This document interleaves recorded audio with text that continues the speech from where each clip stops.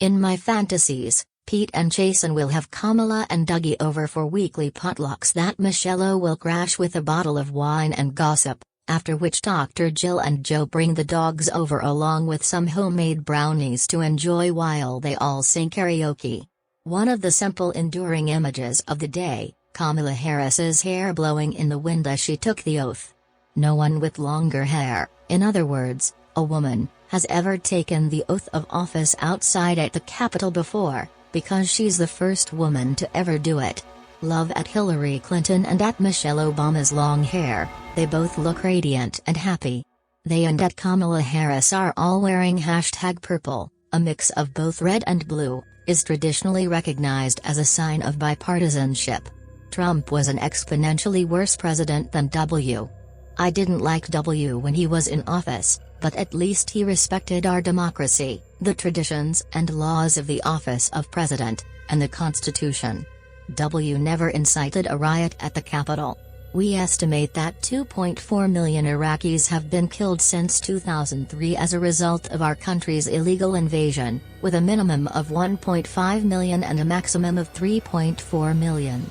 Numbers are numbing, especially numbers that rise into the millions. But please remember that each person killed represents someone's loved one. But who cares? $1,400 checks and gallons of frothy spunk will save us.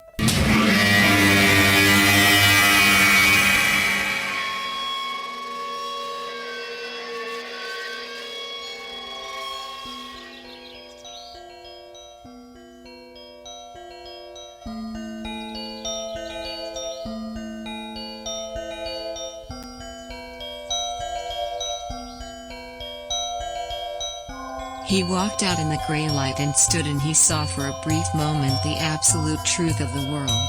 The cold, relentless circling of the intestate earth. Darkness implacable. The blind dogs of the sun in their running. The crushing black vacuum of the universe.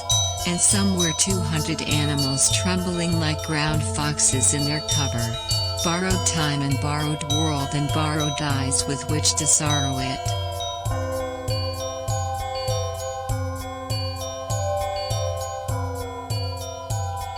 And lo, for the earth was empty of form, and void, and darkness was all over the face of the deep, and we said, look at that fucker dance.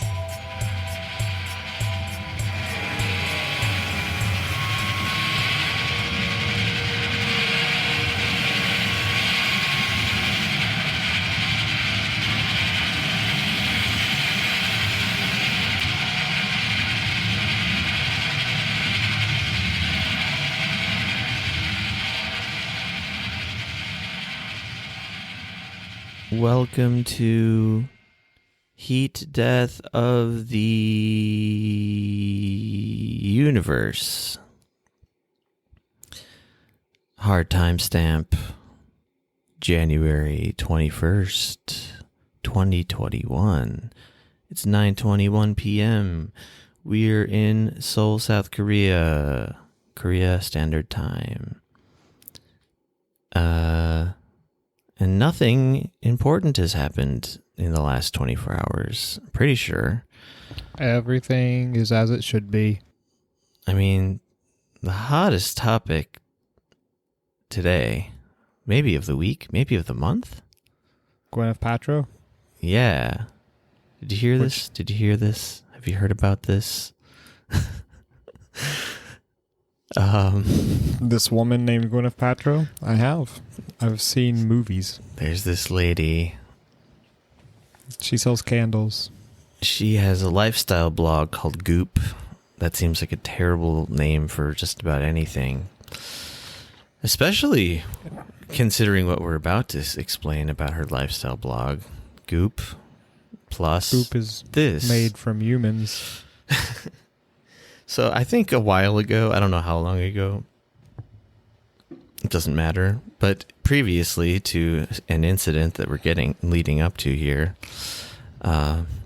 laying down a lot of suspense along the way, she, being the vain, very out of touch, extremely wealthy person she is, Also kind of insane, I think, to do something like this in a way. I don't know. She had candles made that are supposed to smell precisely like her vagina. That's all I know about it. Maybe there's more to it. Maybe she's trying to be funny. I kind of doubt it, because she does this kind of like woo-woo, loopy, new agey kind of shit, I think, a lot. But you'd think harmless enough. Some crazy celebrity made a vagina candle. But you'd be wrong. Why would you be wrong, Jason? Because, much like the Joker, her candles explode. The Joker also explodes. I've seen it happen. Wait, what? Huh? Like, it's a plot of a Batman story. The Joker decides to sell stuff on, like, QVC. And the things he's selling, they look like great household inventions made by Stark Industries, but then they get to your house and they explode. Okay. You said the Joker explodes, but he explodes too. Oh, really? The exploding Joker. Stark Industries? Yeah, this Marvel. Yeah, that seems like thing into a DC universe. Does that happen sometimes? Probably. Are you making all this up? Those comics are older than life itself. I'm sure everything that could happen in the world has happened in those comics. Yeah, I guess that's probably true. Any story that we could tell has already been told by Batman. One of the few properties older than The Simpsons. So, like, usually people would go with like maybe something like Homer or or even like Shakespeare has done it all, said it all before. Like Batman, Batman personally has written every narrative there is to write. Don't even bother trying. Postmodernism, he's done it to death. Everything. Problem with Homer and Shakespeare. Problem with Billy. They didn't use pictures.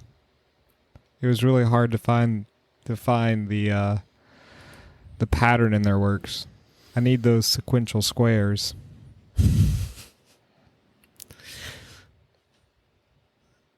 So anyway, this vagina candle like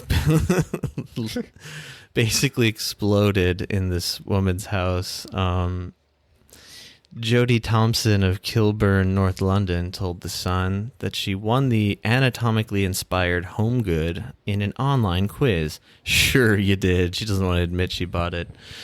Oh no, that's not mine. It was a goof. It was a silly prize. No, it's probably true, but I've never won anything from an online quiz. Now that it's tried an online quiz, I'm even more suspect, because when I read this the first time, I don't remember that detail. But got more than she bargained for when she went to light it. Imagine signing up for an offline real-world quiz where the prize was winning Gwen Patro's Vagina Candle. See, I could see that if it was like one of those saucy bachelorette parties or something. I don't know, like PatroCon, or just Goop like Con. like people who are real goop heads who get together and trade goop ideas and goop products. Wear their goop hats. Yeah, there's probably hats. Get in fist fights with cheese hat guys. That's exactly what goes on at these things. Have you been? Well, I know about the goops. Okay. You just got to jump on their head, smash them, run to the end of the level, grab the flag. No more goops. Jodie goes on to say the candle exploded and emitted huge flames with bits flying everywhere. I've never seen anything like it. The whole thing was ablaze and it was too hot to touch. There was an inferno in the room. However, eventually, Thompson said she and her partner, David Snow, we eventually got it under control and threw it out the front door. The media consultant added, it could have burned the place down. It was scary at the time, but funny looking back that Gwyneth's vagina candle exploded in my living room, he said with great pride. I added that.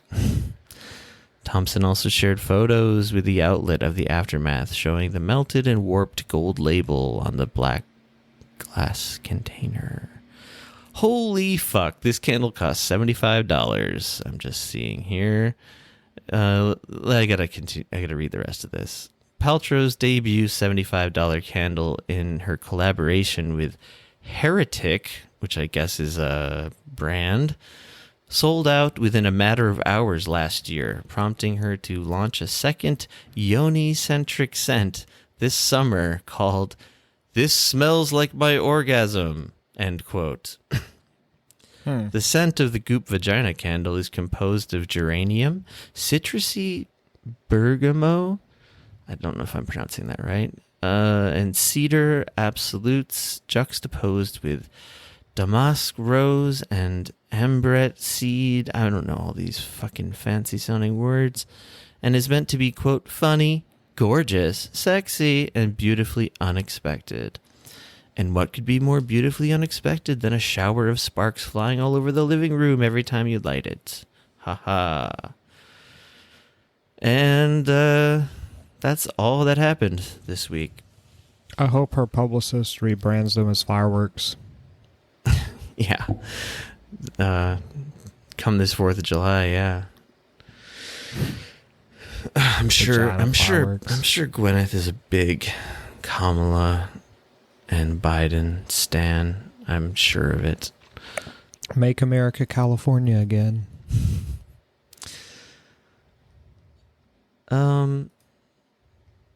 There are other things going on in the news, however. I think this is about as lighthearted as it's going to get, so probably kick it off there for some reason.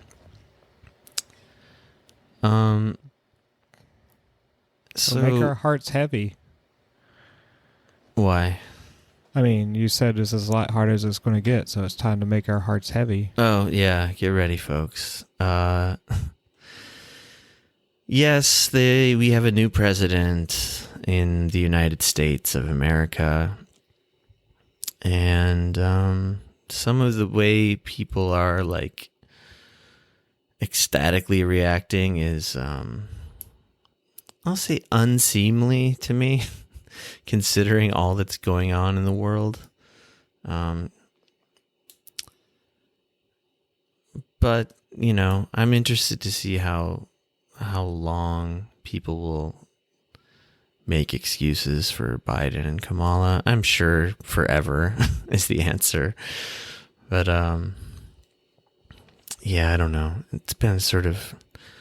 I've probably been on Twitter too much the last, 48 hours.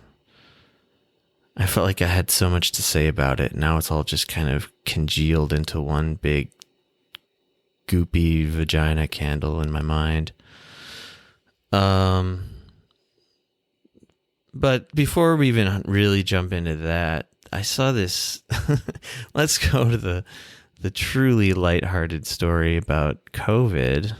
Oh no. I mean, we I don't know. I was going to say when's the last time we did a state of the COVID, but it probably wasn't that long ago. But how's it doing? Well, headline here. Los Angeles lifts air quality limits for cremations as COVID doubles death rate. So Los Angeles, which already has a fairly bad air quality, is now lowering the the limits, the pollution limits.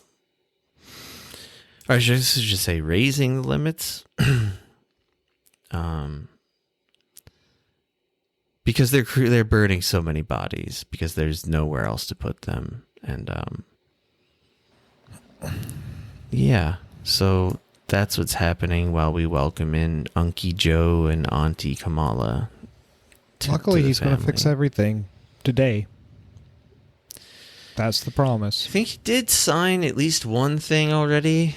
So I don't know what day it is in America right now, but it's He was sworn in at what Thursday. is 2 a.m. for us, and I actually stayed up to watch some of it. I saw some of his speech, which I guess we'll talk about a little later. But anyway, I missed all of it. you didn't really miss shit, man. I am in some group chats where that's all they were talking about, and I found it unbearable to read. You. Happily talking about it. You. They even talked about how good the poet was. I still haven't heard the damn poem. Yeah, I didn't see that. I don't know. I mean, I barely watched any of it, but I did see something in real time. And I mean, the only thing I took away from it was I caught Bill Clinton totally napping during this Biden speech. And I'll fight anyone who says it was just him blinking, because he was definitely asleep. Clinton's done all this before. He doesn't need to see it again. It was just really funny. It was the only thing that sort of like, I don't know, even remotely cheered me up for a second. Oh, I thought you were going to say human. No. Sleeping during a sermon is a very human thing. Well, okay, I guess it makes Bill. I mean, the caption I wrote over the video clip I took of it was something like Bill needs his afternoon adrenochrome injection. So I wasn't really sympathizing with him. It's just funny. But where were we? Yeah, I mean, I don't need to go into the details about this cremation thing. It kind of speaks for itself, I would say. But like so people, are definitely delusional about what they think Biden's going to do to solve the problem of coronavirus. That's just for one. That's one thing. And I think a lot of the biggest supporters, like actual, real, sincere supporters, not just the people who are like, lesser than evil voting, they don't give a fuck about relief checks, and like, I think a lot of their reasoning is they really think that like this is all going to be done in like a matter of months. Like, COVID's going to be gone, guys. It's like, do you look at anything? Do you look at any numbers ever? Well, a lot of people think it's solved because the vaccine exists. Yeah. They're not like considering it as like, oh, it's going to take like more than a year. I mean, at the current rate, it's going to take 10 years to vaccinate everyone. So. Yeah. And they don't also consider other factors, such as all of the mutations that are happening all around the world. I think the last time we talked about all this, it was like the news was that this really high, like 70%, 60 to 70% more infective strain was developing in England. But like you said, it had already hit somewhere in Korea. And it had been in the U.S. already for a while, just like people didn't notice, or maybe you could. I mean, it's not that far-fetched to imagine information was even suppressed for a while, especially right before the elections. I did read that was one of the big worries for the Biden administration, is finding out how much was actually like hidden from the public about coronavirus. I could see that being a worry, intelligence-wise. Yeah, I mean, we already know some stuff. Well, we know some things were hidden for sure. Like the whole the Trump on tape, admitting like it's a lot worse than he made it out to be. He's going to downplay it. But then, as we've pointed out a few times probably now, like at least half of the governors in the U.S. for sure knew the same things Trump knew. And most likely all of them did, but 100% sure at least 25 of them knew. Based on this conference that like all the governors attended, and 25 of them gave speeches and talked about the classified information and how it was really serious. But then on the public side, they were saying the same kind of downplaying shit. Don't wear masks. It's not a big deal. It's China's problem. But now they get to pretend like they never did any of that, and it pisses me off.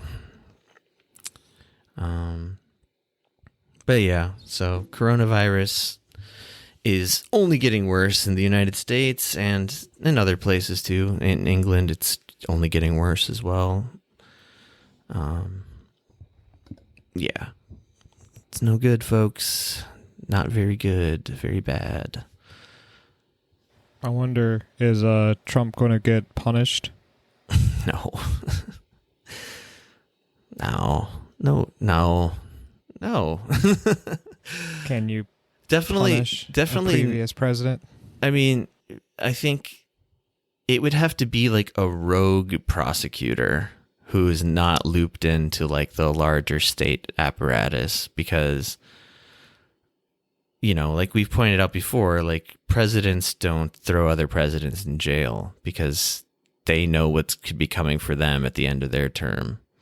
Presidents know a lot too. Well, that's what I'm saying. Like every president breaks the law, and every single one of them, to some Don't talk bad about Abe. to some degree or another.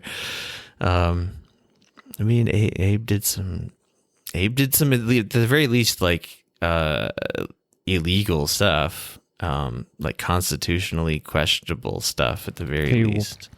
He was illegally tall. Ha ha ha ha ha ha ha. Fuck. Yeah, that was dumb. No, go on, keep commenting on it. So the inauguration, or as I have it in these very vague notes, inauguration shit. So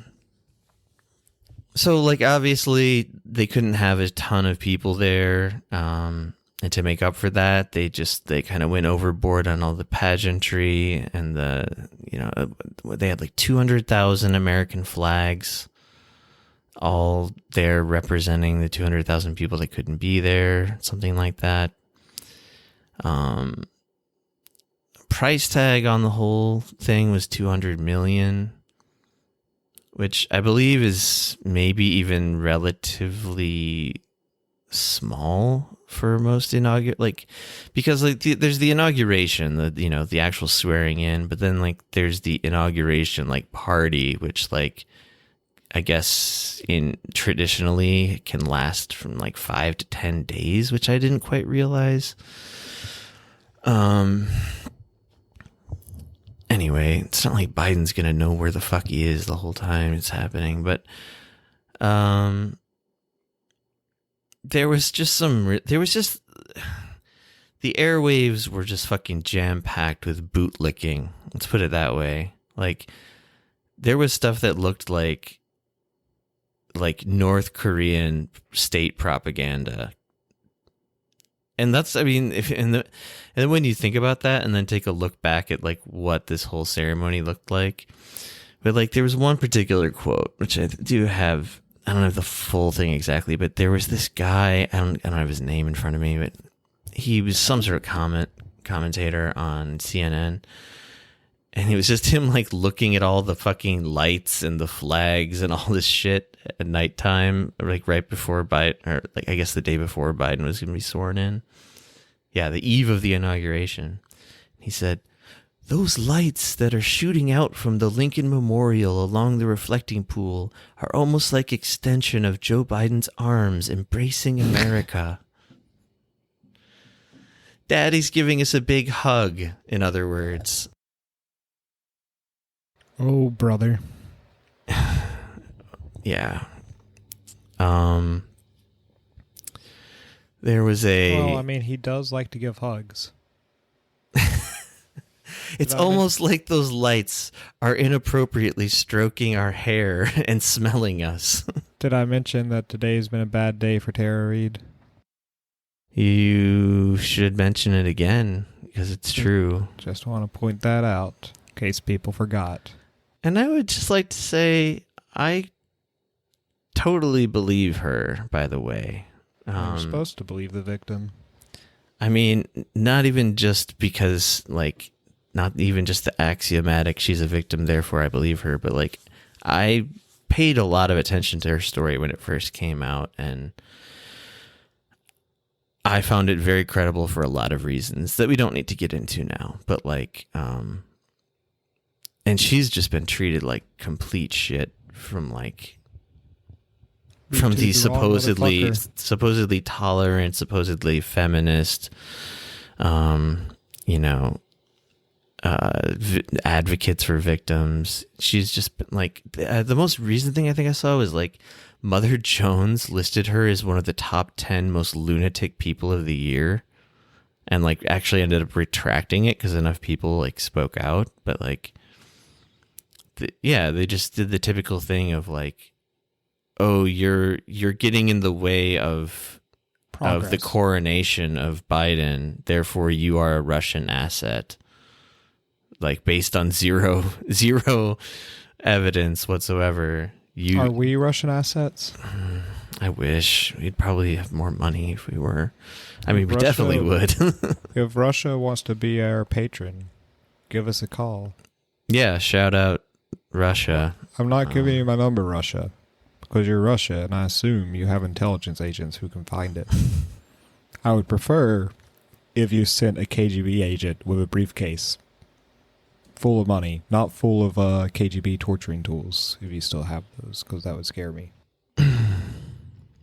So, Vlad, while you're listening in the shower, just think. Support us.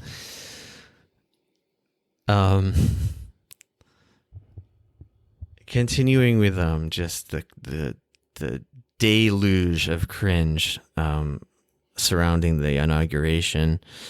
Here's another sentiment that in any other situation you could read it as satire, making fun of people who like Biden and Kamala, but it's not. This is a real fan. This guy named Edward. I'm not going to say his fucking name. Some blue check guy. I think he's actually a reporter. Yeah, that was the funny thing, is this guy's some sort of reporter. I didn't look too far into him, but he wrote, "One of the simple, enduring images of the day. Kamala Harris's hair blowing in the wind as she took the oath. No one with longer hair, in other words, a woman, has ever taken the oath of office outside at the Capitol before, because she's the first woman to ever do it." Huh. It's astute of him. Didn't think about her being the person with longest hair to take the oath of office. And then the top reply I see to that is by a guy I follow, Carl Bayer, and he wrote, "Thinking about Kamala having boobs as she took the oath. Incredible." Also astute. Good comeback to a fucking nauseating sentiment. I also saw, I swear I'm not just going to aggregate all the things I saw on Twitter, but it's been a place. That's where things are, whatever. It's where people fucking express stuff. It's where people sit in the branches and tweet at each other. Like yes. Birds. Mindy Kaling, is that how you say her last name? Whatever. So. The girl from The Office of Indian descent, I believe. So, Kamala is, I forget if her mother or father, she's part Indian, part Jamaican. That's her, racial background. And that's another thing, is that a lot of people keep saying she's the first black woman to be president, and a lot of people are vice president. And some people are pointing out people are calling her African American, but she's not. Anyway, Mindy Kaling made up do you ever see when celebrities, or maybe not even just celebrities, but people online make up total bullshit stories about what they think what their precocious little kid said or did? It seems to be it seems to be kind of and it's so obviously a lie, but people they just want it. They're in it for the clicks and the fucking dopamine rush of getting clicks. she had a picture of like her little daughter and then like them watching the inauguration on TV, and she captioned it with like, and I'm just paraphrasing, but she just said to me, "Mommy, is that mommy? It looks like mommy." Now, if you don't know who Mindy Kaling is for some reason, just Google what she looks like and tell me she looks anything remotely like Kamala Harris. I mean, not even a little kid is going to say something that weird. Yeah, I saw that tweet. I know exactly the one you're talking about. Yeah. I saw it this morning when I woke up and briefly groaned. That's what I do when I wake up. I briefly groan, and then I, for a long time, laid despondently in my bed scrolling through Twitter, because that's what people do when they wake up. And I thought I should really get up and make coffee. I'd feel a lot better if I made coffee. Oh God, why am I still looking at Twitter? I'm not even reading this fucking shit. It's just colors blurring past your eyeballs. Fucking fonts washing into my head, and some of it like registers. Like I'd forgotten all about that. It was like so insignificant, but then you said it, and I was like, oh yeah, I remember seeing that while I was waking up this morning. If I could spend all that time I spend in the mornings looking at social media on something useful, I'd be a much different sort of person than I am now. Yeah. I mean, my excuse, I've said this to you. I don't know if I've said it on the podcast, but like, I didn't use Twitter until we started doing a podcast, like really at all. Maybe a little bit before, like when Bernie was still running, because I seemed to find a lot of, I don't know, camaraderie or something there with like Bernie types, but before that, I like never used it at all, and yeah, I don't know. I feel like it's useful for like, I don't know. It seems useful enough for like talking about current events, at least trying to like put them in some kind of order. But anyway, what else? I mean, did you watch any of the inauguration, or did you have any? I haven't watched any of the inauguration yet. So, but you said you had to like suffer through listening, and I mean, you don't have to like go into it if you don't want, but like you had to suffer through some friends, I'm assuming, yeah, like friends. Chatting about it. I have some friends who are, I mean, just very happy that Trump's gone. They don't actually follow politics all that closely. They're just like, so they were more happy. Shit, Trump's just fucking done. They were more happy about that than about like Biden is going to be our savior. But also having that, like, but also having that definite like, our football team won, let's celebrate our football team winning sort of vibe. Yeah, which is what I get from a ton of people. I mean, I obviously don't agree with that either, but like that is still a level below this kind of insane like cult of personality shit that is emerging, like that is already starting up before, but like now it's kicked into high gear, it feels like especially when the press is jumping in on it so hard as well. Like I saw they had the first they had the first press briefing today with the new administration, and I didn't watch the whole thing. I mean, I watched this one reporter just toss up like the biggest sort of, it wasn't even really it was a question, but it was just like, it was a big compliment in the form of a question.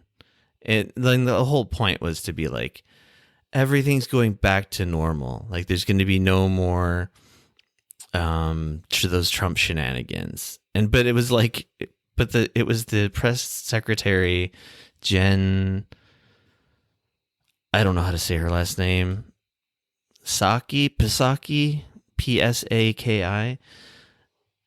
She is like, she's very articulate, and of course, like different from, all of Trump's stupid fucking morons. Press secretaries. Moron press secretaries. But it was also just kind of nauseating to see, like, she gave this like overly long answer about like, He said, like, so in your role, are you going to be speaking for like what the president says or what the president's agenda is, or are you going to be speaking to the truth?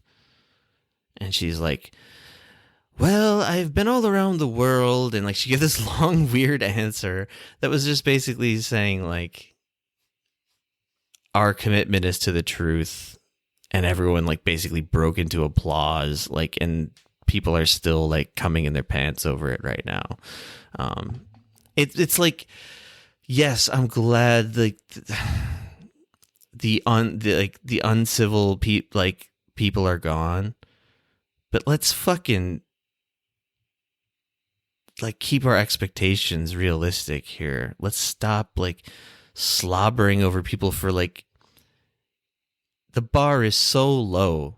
Like the Biden administration is just going to be able to like crawl over the bar. The bar is so fucking low.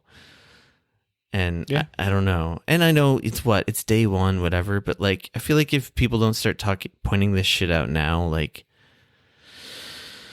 I don't know. I mean, none of the big problems are going away, folks. Like, and maybe we should just get into some of that. Like, what do you want to say? Go ahead.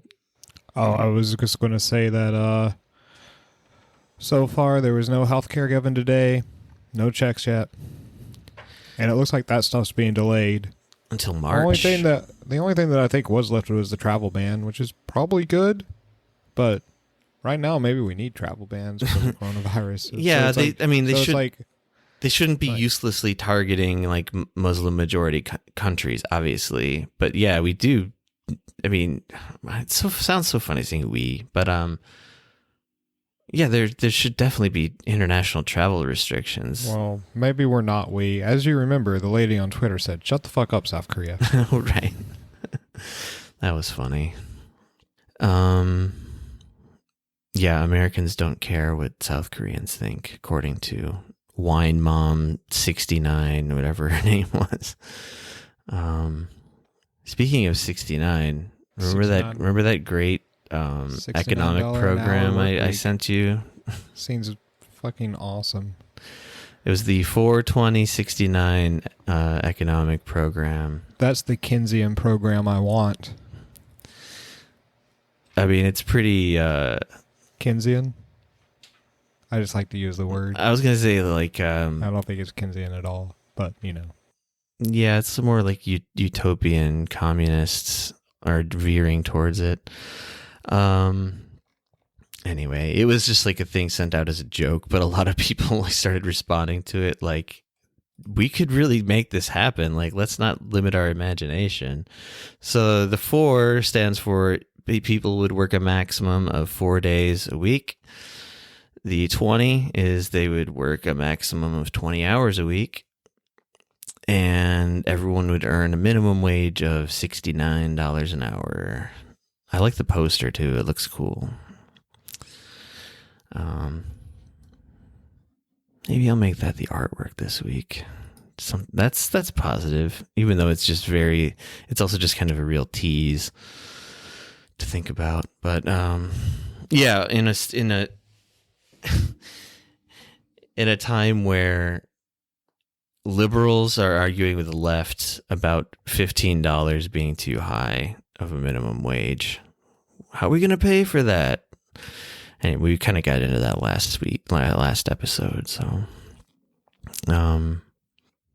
yeah, Biden signed. I believe he did maybe reverse the travel ban. I'm not sure. I didn't read about that, but I know he said that was going to be one of the first day things, or at least first 10-day things.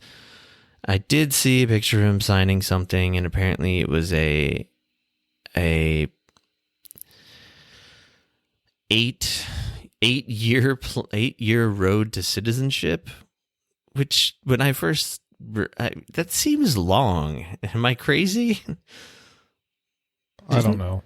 I think that it's not actually. I think it's probably in line with most countries. Okay. It just seemed really long to me. I don't know.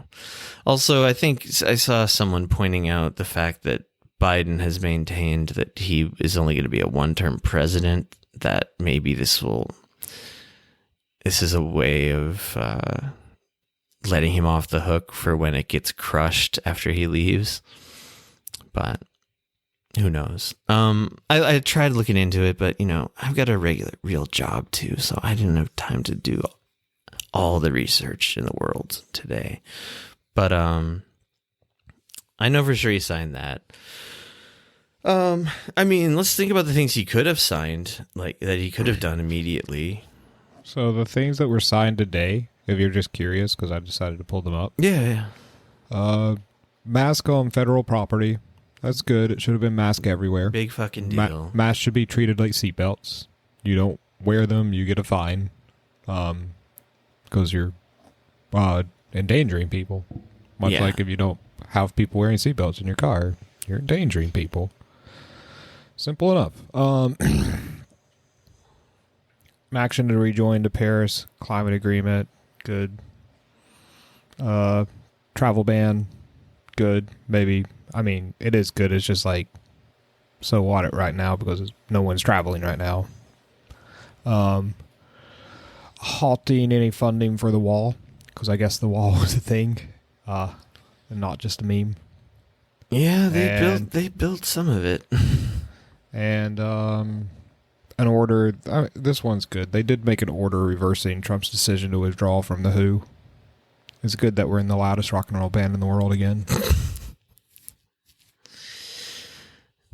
Yeah, I guess that's good. If only we would actually listen to their recommendations about how to deal with the pandemic, though.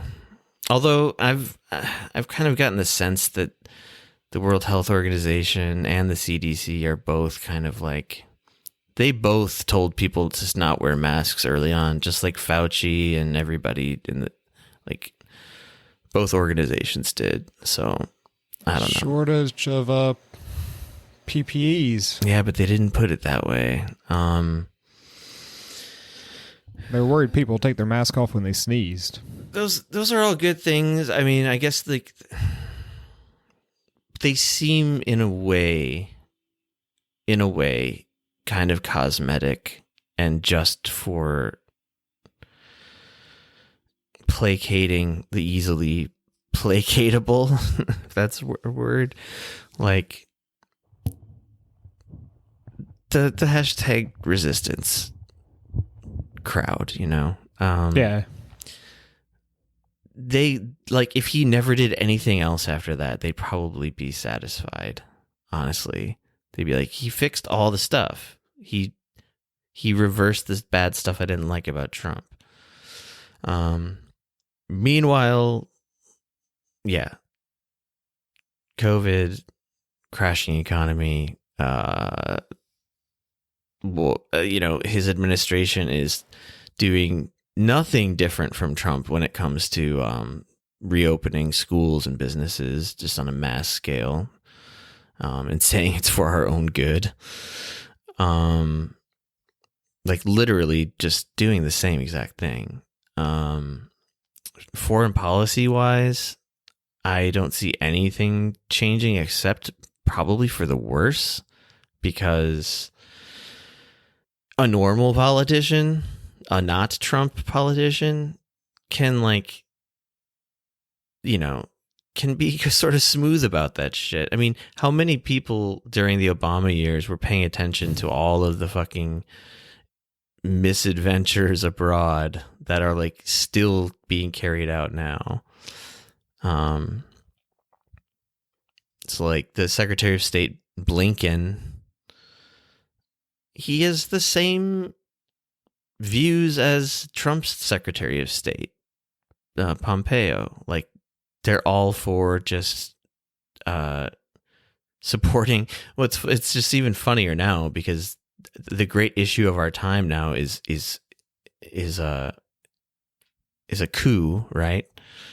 And this guy Blinken, before even starting day one, said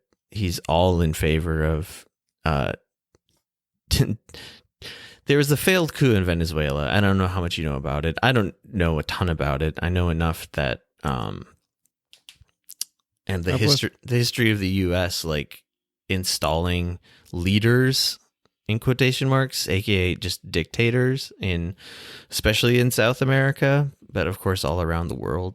Like, it's just the same old shit, except they failed to do it under Trump because it was just done so incompetently. And but Blinken wants to do it again. He doesn't recognize Maduro as the real president. And anyway, also so one of the last things Pompeo did was label the Houthis in Yemen as terrorists, which has like significant,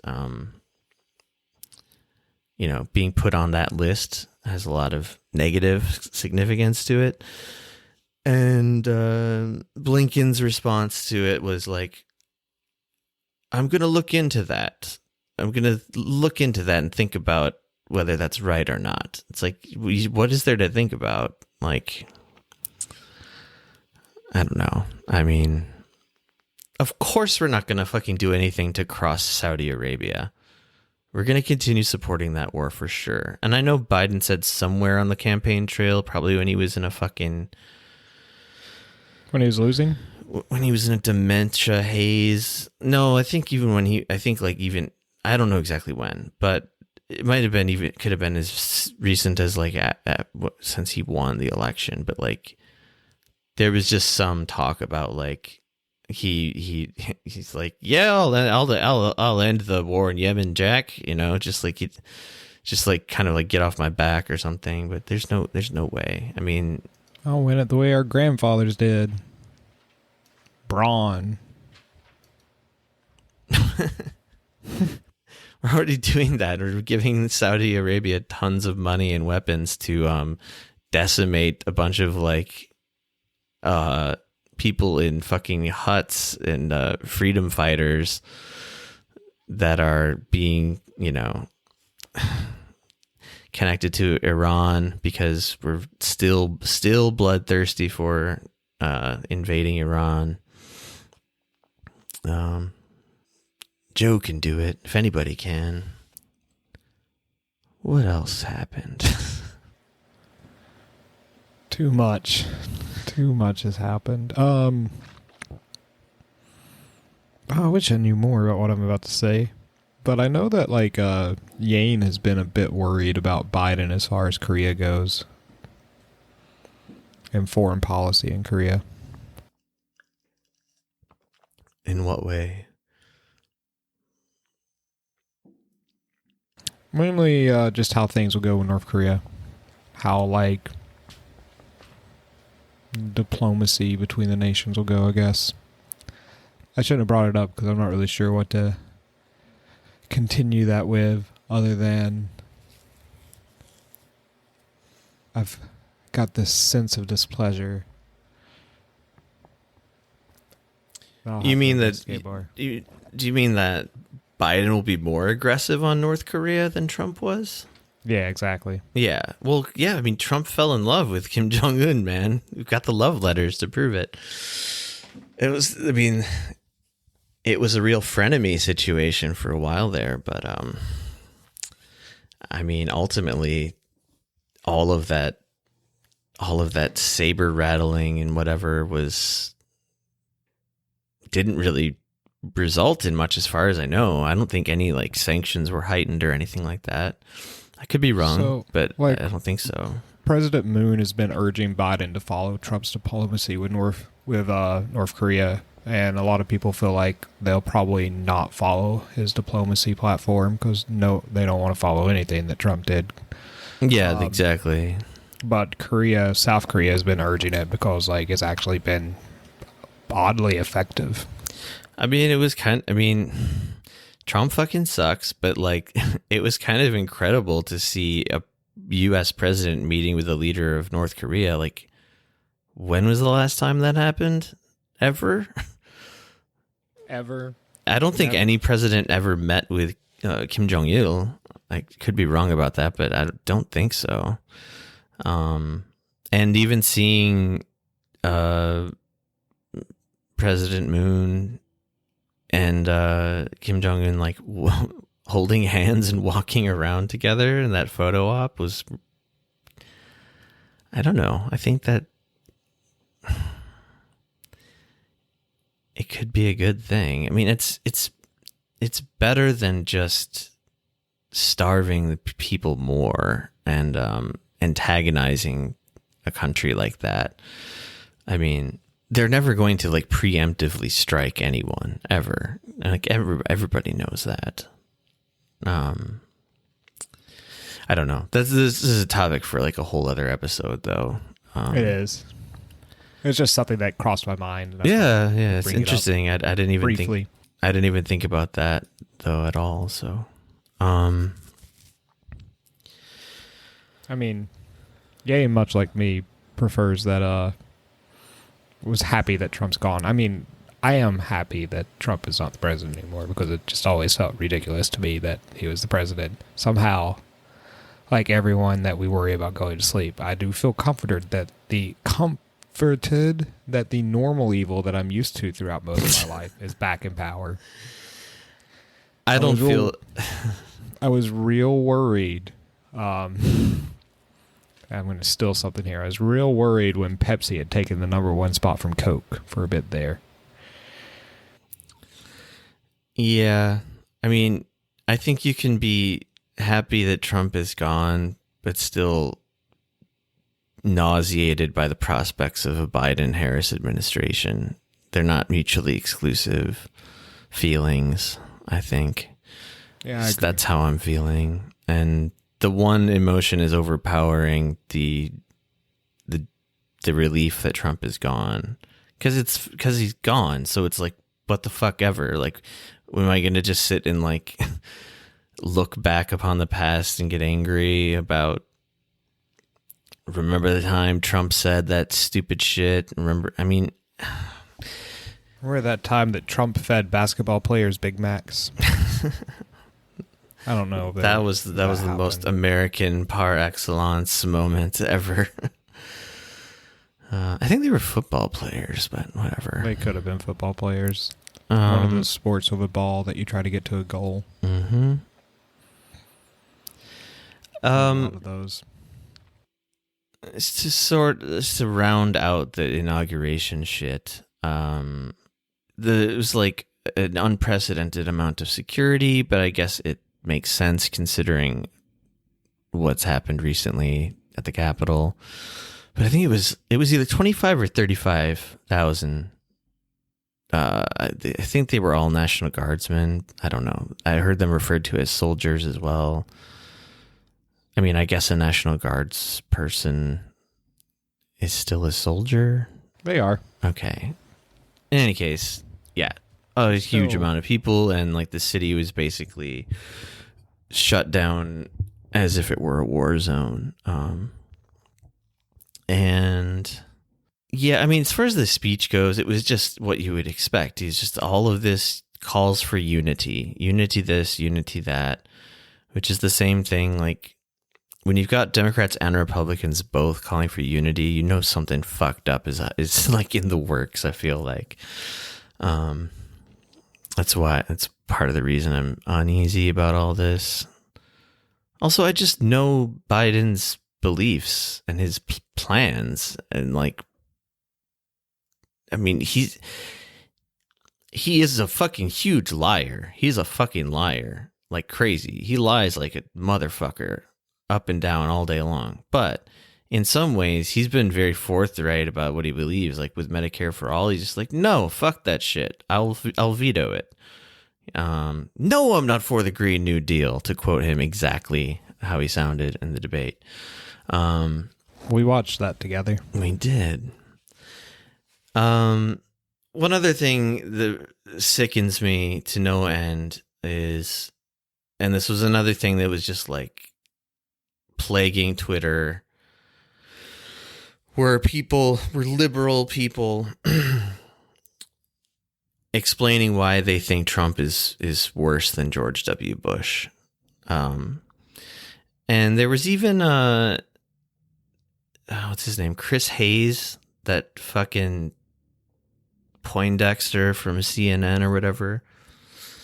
He made his list of the 5 worst presidents in history. And it was like, I'm going from memory here, but it was like, I want to say he put Andrew Johnson as number 1, and then Trump.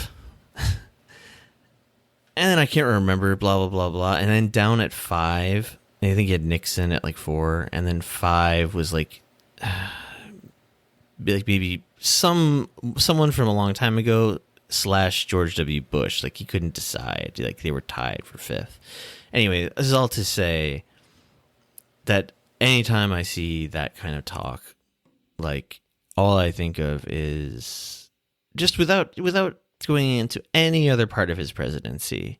It's an article here, and I'm just gonna read the relevant numbers from it. This is what I think of when I see people, and George W. Bush was at the inauguration, like giving big thumbs up and fucking like goofing around with Obama and Pelosi, and they were all just, it's this big club and none of us are in it. So anyway, this article, this is from 2018. I mean, I don't know, things could have changed since then, but it's basically trying to get the most accurate death count of Iraqis because of the war that George W. Bush started. And there's a lot, and it goes into various different studies, and then it kind of like synthesizes them all together. And I'll just say this part: they estimate that 2.4 million Iraqis have been killed since 2003 as a result of our country's illegal invasion, with a minimum of 1.5 million and a maximum of 3.4 million. And I think about that too every time I hear people say 1 million Iraqis were killed, because that's the lowest estimate, really.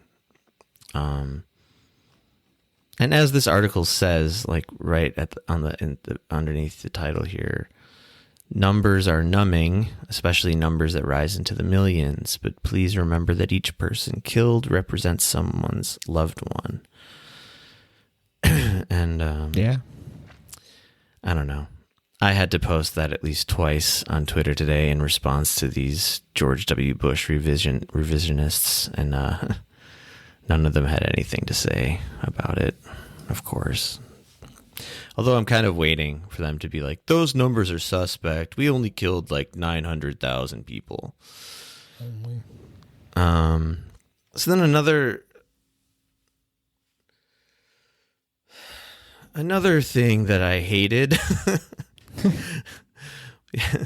was seeing over and over and over and over again the word empathy attached to Biden. Like, empathy is his great strength. He is the great empathizer. He is so empathetic. Isn't it so refreshing to have a leader with empathy again? Empathy this, empathy that. If you Googled like Biden empathy, it's just like article after article after article that is titled something like that.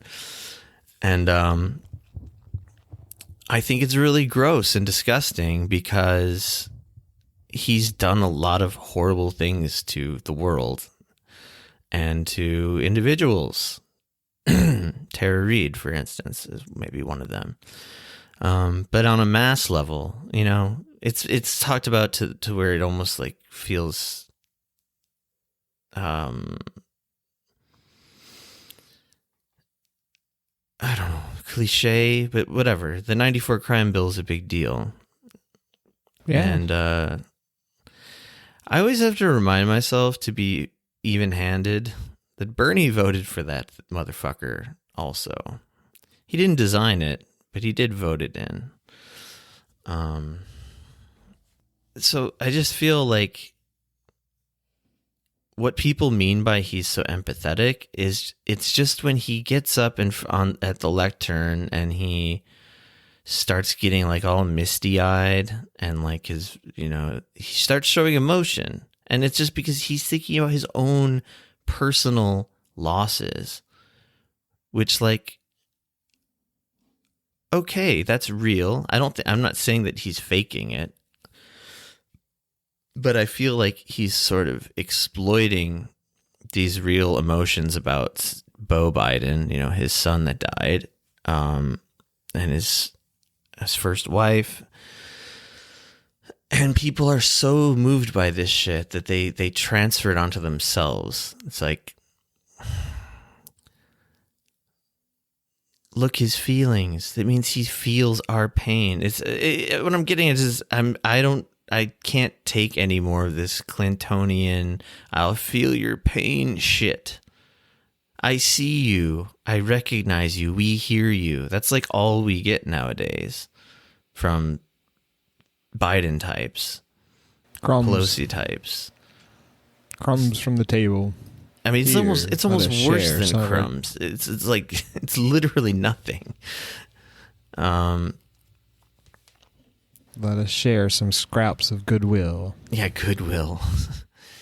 But it's almost not even goodwill. I mean, he said, I think even during his big speech yesterday, it was the same song and dance of I know what it's like, or my dad knew what it was like, and that's his thing. He always likes to bring up how his dad lost his job like once and didn't know what he was gonna do. But like Joe Biden lived in a middle class family his whole life, totally fine. He grew up in an age where like you could be an electrician or a plumber and like send all your kids to college and buy a house and blah blah blah. The thing we talk about all the time now that doesn't exist anymore. And like it's not like they were in the poorhouse, Like his dad got another job and they were fine. But that's like his only in to like sound like he can relate to the common man or whatever. And it's a sort of aside, and I don't want to, maybe we should save this for later. Maybe we'll go deeper into it in another episode, but like, fuck Beau Biden is my stance. I don't know anything about Beau Biden beyond he died. Well, he was the one who died, right? He did die. He was the attorney general in Delaware at one point, and I did know that. I forgot that. Delaware is like the corruption capital of America in some ways. Like that's where all of the, like the fake shadow companies or whatever, these fake LLCs are, and that's where like all of the credit cards do a lot of their dirty work. Really good quote unquote tax laws for businesses. Yeah, and that's why everybody, like, I think the Clintons operate out of there, like every evil fucker does. I mean, I think I use a Delaware address when I like order stuff online that isn't actually shipped, like services and stuff, just to get out of paying. God, I support taxes, but still as the common man, I think, well, if I can save that 10%, I should, because my 10% tax really doesn't matter. I want them to tax motherfuckers like Elon Musk. Yeah, I've got a few things to say about him in a minute. Not to, I don't know. Basically, Beau Biden, in his capacity as Attorney General, okay, what I was going to say. The DuPont family, very wealthy family, right? They've been at it since World War II. Very connected. They were one of the companies that was in on the business plot to kill FDR. Yeah, they were in had a legacy. They were one of the businesses mentioned in War is a Racket. Right. So one of their degenerate offspring raped his 3-year-old daughter. Said it was an accident. Whoopsie. And Biden's, he was the head of the prosecution on this thing. And long story short, the guy walked with nothing. Like, it was like 4th degree rape charge, even though there was so much evidence against this guy. They were basically, I mean, I've read into it a lot, and like, I mean, the guy, after he got his like slap on the wrist, he admitted what he did in court to the judge. And one of the most disgusting things was the reason they dropped the charges from like 2nd degree rape to 4th degree rape hinged on Beau Biden. What Beau Biden and his office informed the judge of was that this DuPont guy, because of his like physical stature, and he's just like a normal fat looking guy, and it doesn't even fucking matter, but they basically said he would be like ill suited to prison or some shit like that. It's all just code for this guy is really rich, we can't throw him in jail, right? That's what it ultimately came down to. Even though he did like one of the most horrific, disgusting things you could do to another human being. And yeah, he remains free to this day. And it's obvious that there was just some backroom dealing with DuPont family and all of their money. So every time I'm confronted with Joe Biden tapping into his empathy, thinking about old Beau, that's what I think of now. So fuck your dead son. Oh. And then on top of it, I get to like listen to him blubber about his dead kid when like, oh my God, man, the fucking suffering that one individual has like caused on the world. It's just, it's disgusting. And yeah, I mean, I'm looking at a chart right here about like how intensely, how sharply, steeply incarceration rate went up after the 94 crime bill. It's mind-boggling.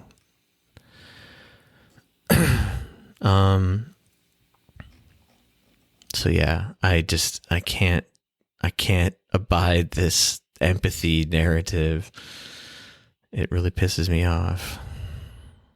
We're going to hear more of these, man. You're going to hear so many more over the next 4 years. Anytime anything's going wrong is the type of stuff you'll hear. So constantly. Yeah. Story after story explaining why we can't get anything done. In fact, as far as getting stuff done from the progressive side, what about Congress? What's happening there? Now that the liberals own it. Oh boy. I mean, well, all they've been finally won, right? All they've been talking about is how they're not going to be able to get shit done, and it's just total horse shit. Yeah, like okay, so one of the bigger stories of the last few days was this thing about Chuck Schumer and Mitch McConnell. Give me a second. McConnell, Schumer, close in on power sharing agreement in evenly divided Senate. Okay. Number one, yes, the Senate is very, very close to evenly divided, but it's not actually. The Democrats do have the majority by a single vote, which is the vote that Kamala Harris can cast. So every time they say it's like, it's gridlock, it's evenly divided, it's a little bit misleading. I mean, there's a reason Chuck Schumer is called the Senate Majority Leader now. They're the fucking majority. But yet he's going to willfully, on his own, for no reason, extend this, not even an olive branch. It's just like, hey Mitch, you want to get in on this thing together? You want to go in on a pizza together? That's basically what this sounds like. except it involves like the lives of millions of people, like the decisions they're going to make and not make there. And what this means exactly, I'm not even totally sure, but it just basically guarantees there's going to be some sort of escape hatch for Democrats to open when they're confronted with their inaction or whatever. But also Biden is paving the way for that too, but by his whole thing of the Republicans need to be strong. I only want to pass things bipartisanly. It's like, then what's the point of having the fucking majority? What's the point of electing you assholes into Congress if you're just going to try to like get everybody on board for anything to pass? I mean, that's essentially Biden saying that if the Senate like just rammed through, say, a standalone bill for $2,000 checks, Biden would veto that shit because it wasn't bipartisanly it wasn't the result of a bipartisan agreement. It was the Democrats actually wielding their power. I mean, it was over before it began. Like he was laying the groundwork for this for like weeks leading up to this shit. And I mean, I'm just at this point, I'm just curious to see how more and more they can humiliate themselves with the more and more transparent fucking lies about why they can't get anything done. I mean, this is literally repeat of 2008 with Obama. Except people should be more awake now, I feel like. Because we were like so intoxicated by the Obama election. Like, there's nothing. That's why all these people are like writing these fucking Dear Penthouse letters to Kamala Harris and shit. Because they're just like trying to get lost in this like this fucking orgiastic frenzy so they can like not think about what's happening. Like, I'm just so psyched for the new president. Yeah. They are. I hate it. Me too. I hate it all. Yeah, I mean, and they're not where's the urgency? Like, there's no urgency for anything. Like what I'm hearing, and I don't know exactly. It's just kind of, it's like information floats around, but it seems like the new word on the street is don't expect the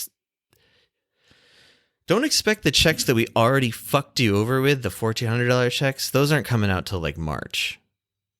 You could wait. Come on. You use your savings. Oh, you don't have a savings? What are you, some kind of poor person?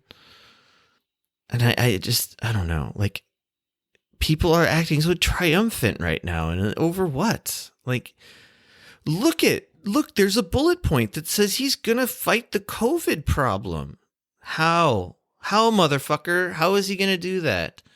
Telling people you got to wear masks in the fucking Smithsonian? Jesus. That's how, man. Wear a mask in the Smithsonian. If everyone goes to the Smithsonian at the same time with masks on, we're going to get educated in a socially distanced and fun way, and all will be right with the world. Yeah, I mean, like, I'm really... maybe this will be for the next state of the COVID, but I really want to take a look at the numbers again on like just how much vaccine is available, what it would take to actually vaccinate 100 million people in 100 days, which is apparently his stated goal, but he's kind of like downplaying that now. You don't really hear that one anymore. I do know that his plan, again, speaking of just following in Trump's footsteps with regard to COVID. So not only is his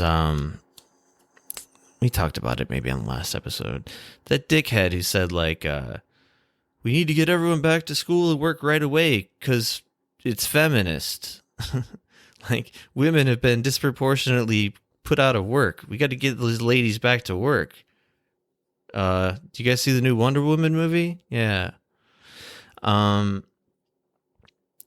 So that, in that way, they're doing nothing different from Trump. And then,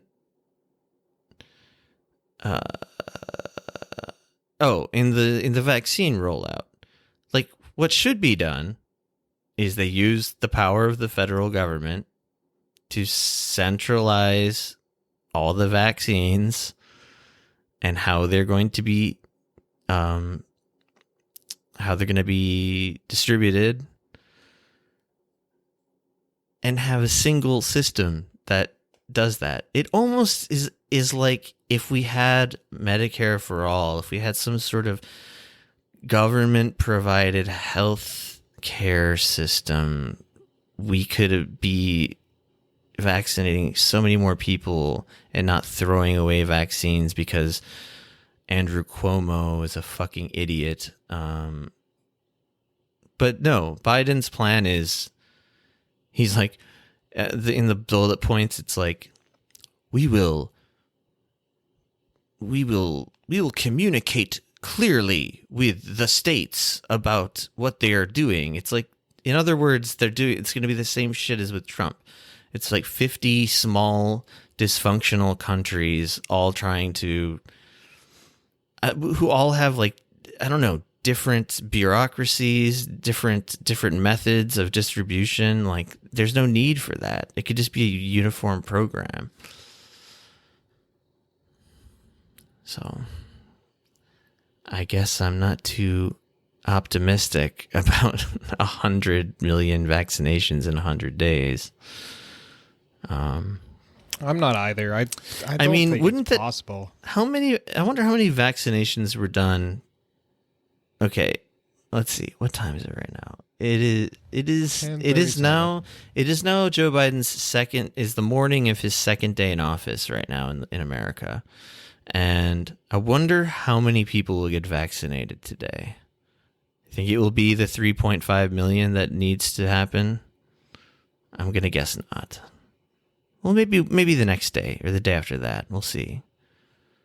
We shouldn't rush to judgment on a politician who's been in the public spotlight for 45 years, something like that. Yeah, I mean, I think that sorry. There's just no way they're going to vaccinate as many people as they say they're going to. It's impossible. That's what I'm trying to say. I just think it's impossible. I think it could be done if they really want. I mean, if there was truly the will for it. Like, maybe I'm wrong, but I mean, America is a huge country with a lot of people, right?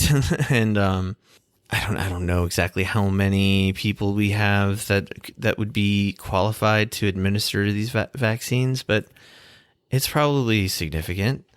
And I mean, I feel like I'm just kind of repeating myself. I might have said this before, but like, I can imagine a scenario where if it was centrally managed by the federal government and you just had it literally going around the clock 24 hours a day and people just work in shifts. I mean, that's what people do at hospitals anyway. Like, why is that so outrageous? Like in New York State, they're like, sorry, closing time, got to turn you away. There's like a line of people wanting to get vaccinated. They're like, lunch break, be back in 2 hours. I mean, I'm exaggerating, but I wouldn't be shocked at all if that's essentially what was happening. In any case, moving on. The other issue about Congress is, or in the Senate specifically, is the filibuster, right? So my understanding, though, is that it could be removed quite easily. Because some people are already sort of setting up, for failure. Like, oh, well, the Democrats can't push anything through because the Republicans will just filibuster them. I've got an article here. I mean, I'm not gonna. It's just about the filibuster. Some highlights. The filibuster is inherently undemocratic and not required under the Constitution. For most of the Senate's 230-year history, legislation was passed with simple majorities. Outrageous. That sounds so easy. Even after the filibuster was created in the early 1800s, its use was rare. That changed in the latter half of the 20th century. And it's been used to block legislation, of course. And how do we rid ourselves of it? That's what I was looking for. There's nothing sacred about the filibuster. It's been amended repeatedly. The filibuster we have today is actually much weaker than the original filibuster. Over the course of the last 100 years or so, it has been repeatedly weakened to avoid total gridlock and dysfunction. Part of the reason reforming the filibuster is such a no-brainer is that the filibuster has been reformed a ton already. And they go through some of the reforms over the years. There's one as recently as 2017. Here we go. Eliminating the filibuster is simple. All it takes is a majority vote in Senate. This can be done at any time. Let's assume that it is 2021 and Democrats have the majority. Hey, they do. Just barely, but they do. They introduce a big package of democracy reforms like DC statehood and expanding voting rights. Mitch McConnell, the self-proclaimed, quote, Grim Reaper of progressive legislation, then initiates a filibuster. Democrats can then hold a vote and, with just 50 votes, eliminate the filibuster and prevent McConnell from vetoing the legislation. That sounds very simple. Will they do it? Probably not, considering Chuck Schumer's already giving this guy fucking hand jobs and fucking blowing him kisses and shit.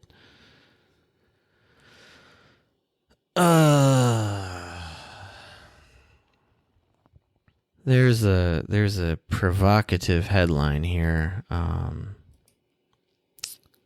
Under Biden, this was floating around a lot recently. In the Independent, under Biden, it's time for Democrats to let go of Medicare for all. Written by some douchebag named Noah Berlatsky, who I think I looked up, and I think he writes really lame fiction, by the way. While progressives took up Medicare for all as a battle cry, others were less swayed.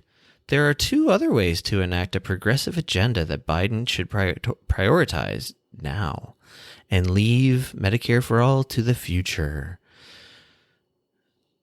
This is like written straight out of the DNC. This is just pure propaganda. Although I think we talked about the people putting the boot on their own neck, they don't even need to have it done to them. It's probably the case with this guy. He basically goes on to say Biden can do all these half-assed things, like the things that Biden has talked about. He's talked about keeping the Affordable Care Act, but he's also talked about enacting some sort of single-payer program, I believe. Yeah, I think so. But some people have noticed that he actually hasn't, and Kamala haven't publicly brought that up for months now. And I don't think that's an accident. They're just backing away from it, I mean, even those would be all half measures, of course, but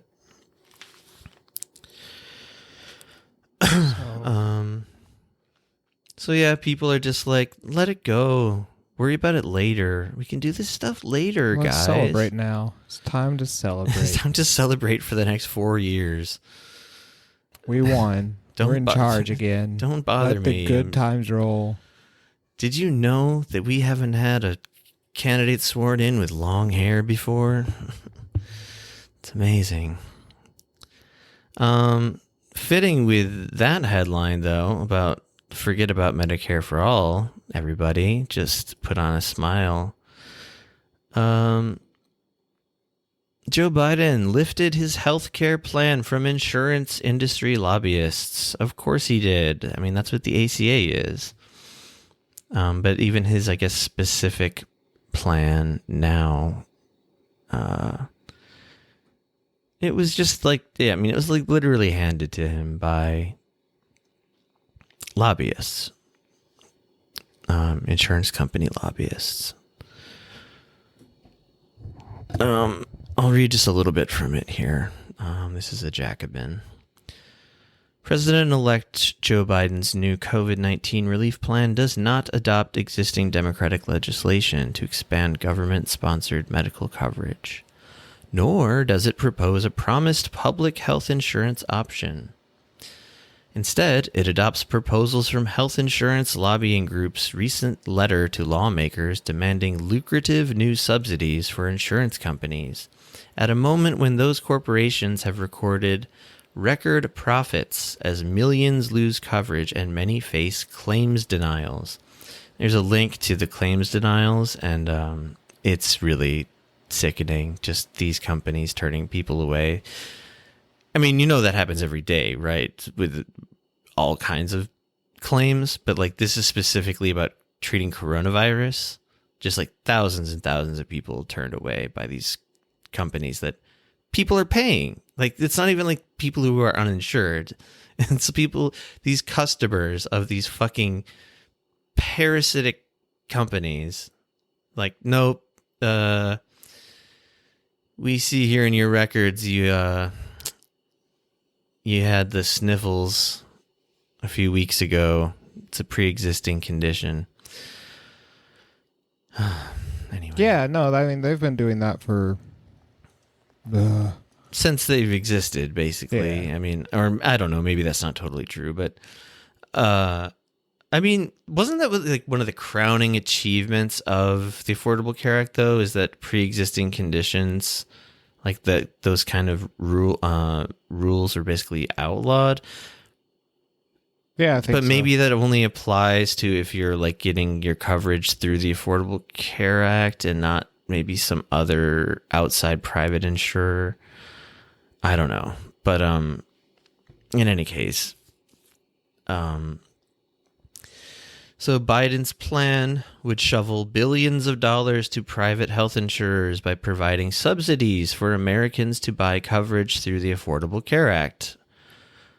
Through the Affordable Care Act marketplaces, which are far more expensive than government healthcare programs and have at times been plagued by high rates of claim denials.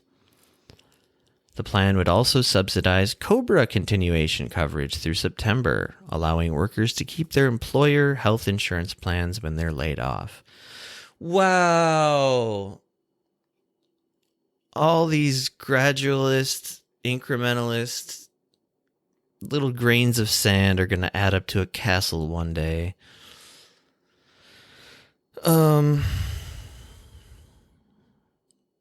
Yeah, I mean, like, it's just like reading this shit, it's just so, like, just that sentence, his plan would shovel billions of dollars to private health insurers. Like, they need it. That should make people want to, like, that should make people want to pick up the pitchforks and, like, hit the streets. But it's like, even me, as fucking cynical as I am, I mean, it's just like, all I can, my real reaction is just, of course that's what it is. I don't know. I guess you just can't be insanely rage-filled 24 hours a day. I don't think you can. Or you'll die very quickly. It just causes unneeded stress. The best thing to do is to just, what is it? accept that everything's fucked, and I was going to move on say from drink there. yourself to death. That works too.